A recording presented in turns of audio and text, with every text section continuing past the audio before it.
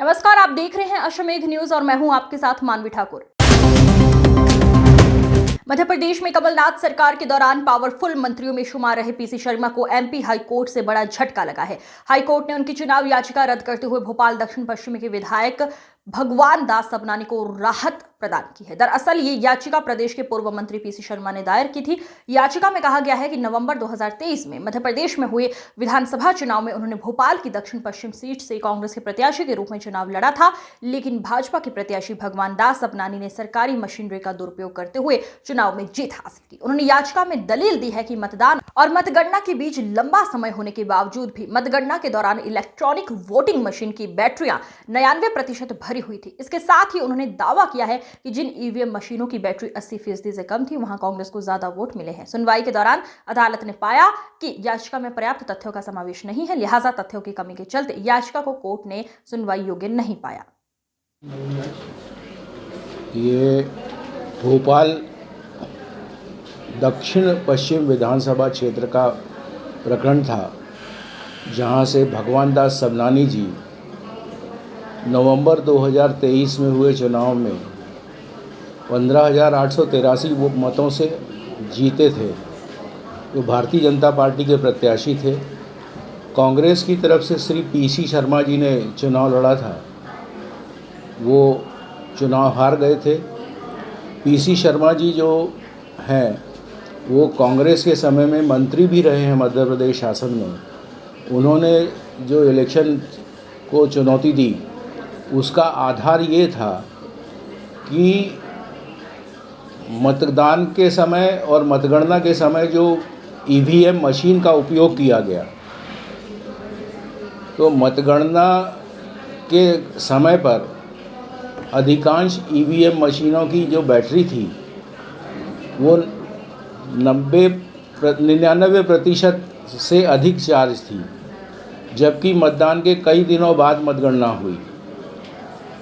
और भगवान दास सबनानी जी के ऊपर ये आरोप लगाया गया कि शासकीय मशीनरी का दुरुपयोग करते हुए उन्होंने बैटरी में कुछ इस तरह से छेड़खानी की, जिससे ईवीएम मशीनों की बैटरी 99% दर्शाई गई।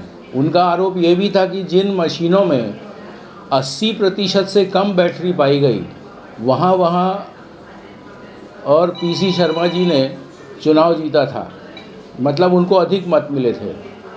इस विधानसभा क्षेत्र में कुल 235 मतदान बूथ थे और मतदान बूथ में जो बैटरी का उपयोग किया गया शासन की ओर से, चुनाव आयोग की ओर से, उन बैटरियों पर संदेह पैदा करते हुए हमने शासकीय कर्मचारियों का अनुचित लाभ लेते हुए बैटरी को इस तरह से प्रभावित किया, ऐसा आरोप था। किंतु इलेक्शन पिटीशन में उन्होंने इस बात का कहीं भी किसी प्रकार का कोई उल्लेख नहीं किया था कि किस तरह से किस अधिकारी के साथ मिल करके और विजयी प्रत्याशी भगवान दास सबनानी जी ने और ईवीएम मशीन की बैटरियों में किस तरह की छेड़खानी कराई। अपर्याप्त तात्विक तथ्यों के आधार पर न्यायालय ने ये पाया कि ये पर्याप्त तथ्य चुनाव याचिका को चलाने के लिए पर्याप्त नहीं है और इसी निष्कर्ष पर पहुंचा न्यायालय कि ऐसी याचिका विचारण योग्य नहीं है।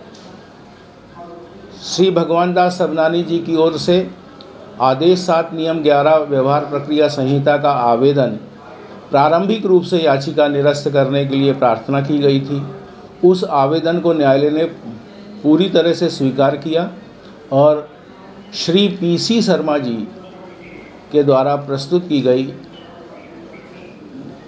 इलेक्शन पिटीशन को प्रथम दृष्टया विचारण योग्य न पाते हुए और उसको उन्होंने आज खारिज कर दिया और श्री भगवान दास सबनानी जी की ओर से जो तर्क मेरे द्वारा रखे गए उसको पूर्णतः विश्वास करते हुए न्यायमूर्ति ने उस पर विश्वास किया और इलेक्शन पिटीशन को निरस्त किया।